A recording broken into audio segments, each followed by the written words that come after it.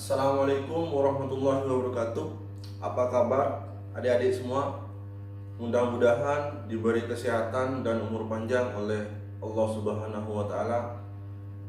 Oke, untuk minggu kemarin kakak menjelaskan dan mempraktekkan tentang teknik pukulan dalam pencaksilat, teknik dasar sikap kuda-kuda dalam pencaksilat. Dan kali ini kakak akan menjelaskan sedikit, hanya satu gerakan saja, yaitu berupa gerakan teknik dasar tangkisan dalam pencaksilat. Oke, sebelum beranjak ke praktek, kakak akan menjelaskan terlebih dahulu apa itu tangkisan. Mungkin dari adik-adik sekalian ada yang tahu tangkisan itu apa? Tangkisan adalah suatu pembelaan, jadi membela diri sendiri, suatu pembelaan dari serangan lawan. Tangkisan itu terdiri dari tangkisan atas, tangkisan dalam, tangkisan luar, tangkisan bawah. Ya, hanya 4 gerakan. Mungkin ini lebih singkat atau lebih mudah ya. Oke, kita langsung saja. Oke, yang pertama kakak menjelaskan tentang tangkisan dalam. Tangkisan dalam ini bertujuan untuk melumpuhkan atau menahan dari tusukan lawan atau maupun pukulan dari lawan. Kenapa kok bisa disebut tangkisan dalam? Karena pada saat lawan menyerang kalian, itu yang dimaksud dengan tangkisan dalam sendiri itu kita menangkis tangan lawan dari bagian dalam. Tangan ini adalah bagian dalam. Oleh karena itu ini disebut dengan tangkisan bagian dalam. Oke, yang kedua tangkisan luar.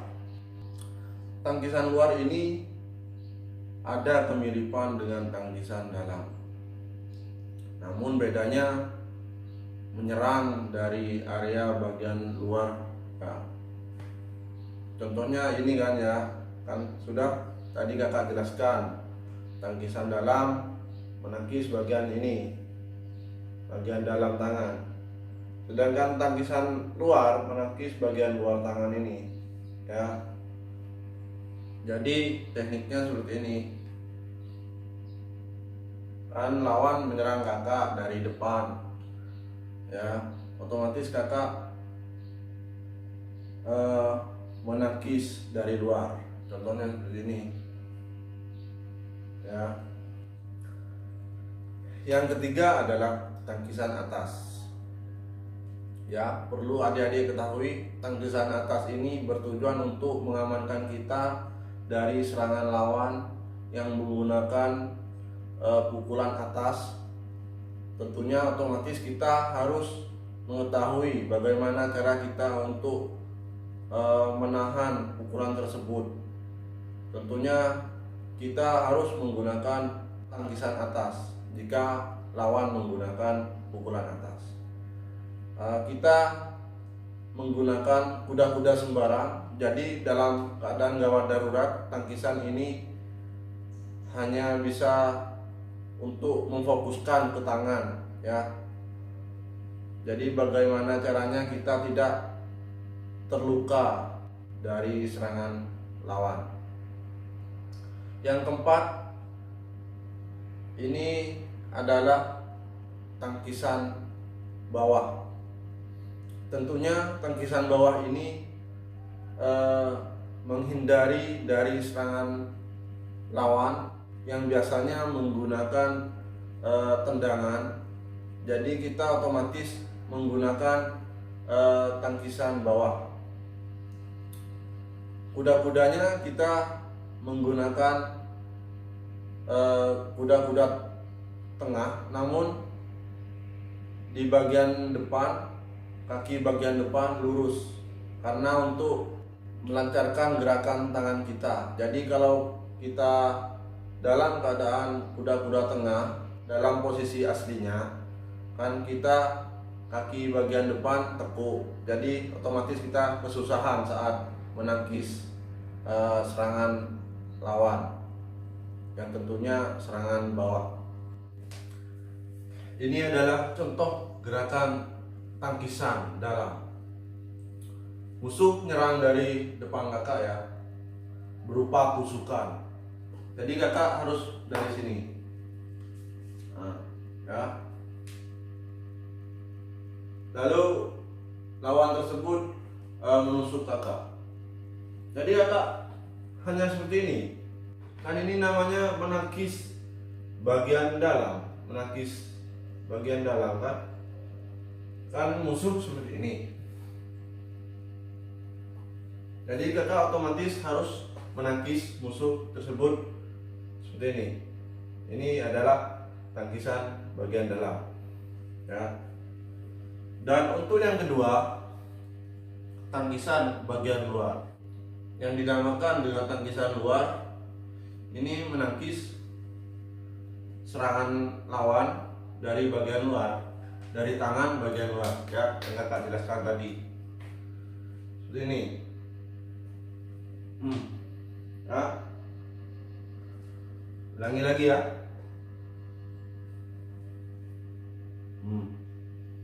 Menggunakan kuda-kuda tengah maupun kuda-kuda depan itu sama saja. Yang penting dalam tangkisan ini bisa membendung serangan lawan atau bisa menahan serangan lawan. Kalau bisa, jika lawan menggunakan senjata tajam, jatuhkan senjata tajamnya dengan cara menangkis sambil mukul seperti ini. Ya, contoh. Ya, ini otomatis pisau lawan ini jatuh. Contoh gerakan tangkisan atas, ya, seperti yang tadi kakak jelaskan. Tangkisan atas ini bertujuan untuk membendung atau menahan serangan lawan dari yang tentunya serangan berupa pukulan atas. Jadi kakak harus menggunakan kuda-kuda tengah maupun sembarang. Yang penting ini bertujuan untuk menangkis lawan. Ini memfokuskan untuk menangkis lawan. Bagaimana caranya agar bisa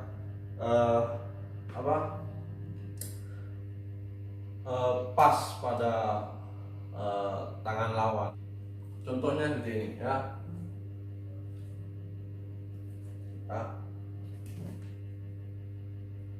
Ini contoh tangkisan atas.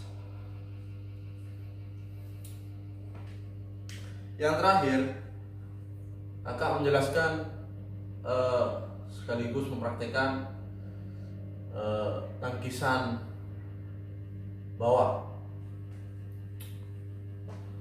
Seperti yang kakak jelaskan tadi, tangkisan bawah ini bertujuan untuk menangkis serangan lawan yang berupa tendangan, ya. Jadi gerakannya seperti ini, menggunakan kuda-kuda tengah, ya. Namun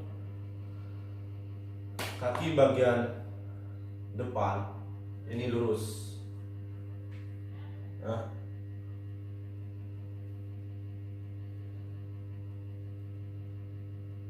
Ini digunakan untuk menahan serangan lawan yang berupa tendangan, ya. Adik-adik perlu ketahui fungsi dari tangkisan tersebut ini untuk menangkis serangan dari lawan. Macam-macam serangan dari lawan, serangan menusuk, pedang, memukul, menendang, dan lain-lain. Itu ada sendiri-sendiri tangkisan. Namun yang kakak pelajari barusan itu hanya sebagian gerakan. tentunya ada sendiri-sendiri. Pukulan atas itu tangkisannya seperti apa, pukulan samping itu tangkisannya seperti apa, ya, tendangan tangkisannya itu seperti apa. Ya tentunya tangkisan ini berfungsi, sangat berfungsi bagi adik-adik sekalian.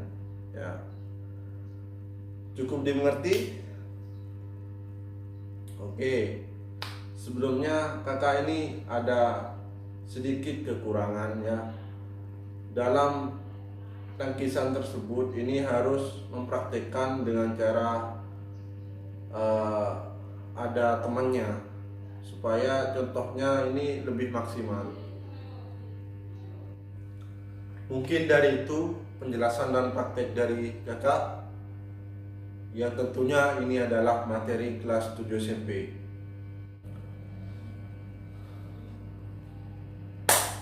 Tetap di rumah, selalu jaga lingkungan, jaga kesehatan, rajin cuci tangan, selalu berada di dalam dampingan orang tua,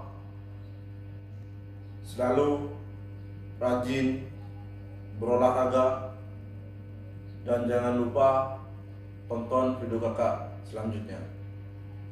Terima kasih. Mohon maaf sebesar-besarnya. Mungkin dari itu penjelasan dan praktik dari kakak. Wassalamualaikum warahmatullahi wabarakatuh. Salam olahraga.